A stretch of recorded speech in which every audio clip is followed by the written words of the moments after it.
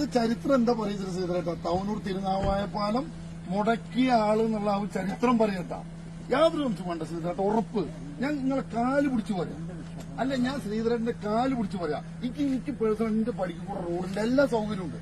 പക്ഷെ ഇത് തന്നെ അത്രമാത്രം ദയവുണ്ടായിട്ട് ശ്രീധരേട്ട ചരിത്രം പറയാൻ എന്താ വെച്ചിട്ടാ, തവനൂർ തിരുനാവായ പാലം മുടക്കിയ, അത് പറയാതിരിക്കാൻ വേണ്ടി ഞാൻ അങ്ങോട്ട് വന്ന് പറഞ്ഞു, വേറൊന്നല്ല. അതുണ്ടാക്കാൻ ഞങ്ങൾ അത്രയും ബഹുമാനിക്കുന്ന ആളാണ്. അപ്പൊ നിങ്ങൾ പിന്നെ ശ്രീധരേട്ടൻ രാഷ്ട്രീയത്തിലേക്ക് മാറിയപ്പോഴാണ് ഞങ്ങൾക്കൊരു അഭിപ്രായം വെച്ചത്. അല്ലെങ്കിൽ ഒരിക്കലും ശ്രീധരേട്ടൻ ഞങ്ങള് 100 ഇരട്ടി ബഹുമാനിക്കുന്ന ആളാണ്, എല്ലാ കഴിവുകളുള്ള ആളാണ്. അപ്പൊ ദയവുണ്ടായിട്ട് ഇത് മുടക്കരുത്. ഇത് ഇന്ന് ശ്രീധരേട്ട ഹൈക്കോടതി സ്റ്റേ വന്നാൽ കഴിഞ്ഞു, നടക്കില്ല.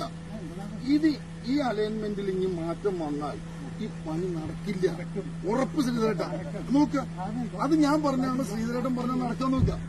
ഞാൻ പറഞ്ഞു ഇതിൽ എന്തെങ്കിലും മാറ്റം വന്നാൽ, ഹൈക്കോടതി സ്റ്റേ വന്നാൽ അതോടുകൂടി ഇതിന്റെ പണി കഴിഞ്ഞു. തവനൂക്കാരെ ഏറ്റവും വലിയ സ്വപ്നം ഇല്ലാതാവും.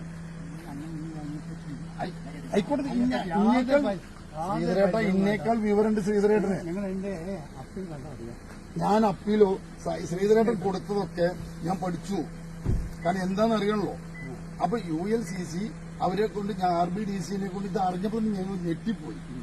കാരണം ഒരു സുപ്രഭാതത്തിന് ആ പിന്നെ പ്രവൃത്തി ഉദ്ഘാടനം മുടക്കാൻ വേണ്ടിയിട്ടാണ് നിന്നത്. പക്ഷെ അത് മറികടന്നു, ഒക്കെ മറികടക്കും. ഈ ത്രിമൂർത്തി സംഗമത്തിൽ നിന്നുകൊണ്ടാണ് ഞാൻ പറഞ്ഞു, ശ്രീധരേട്ടൻ വിശ്വാസിയാണെങ്കിൽ ഇതൊക്കെ മറികടന്ന് ഇവിടെ തന്നെ പാലം വരും. ശ്രീധരേട്ടൻ ഉറപ്പിച്ചോളൂ. ഞാൻ അന്ന് ശ്രീധരേട്ടൻ വന്ന് കാണും, ഇവിടെ പാലം വരുന്ന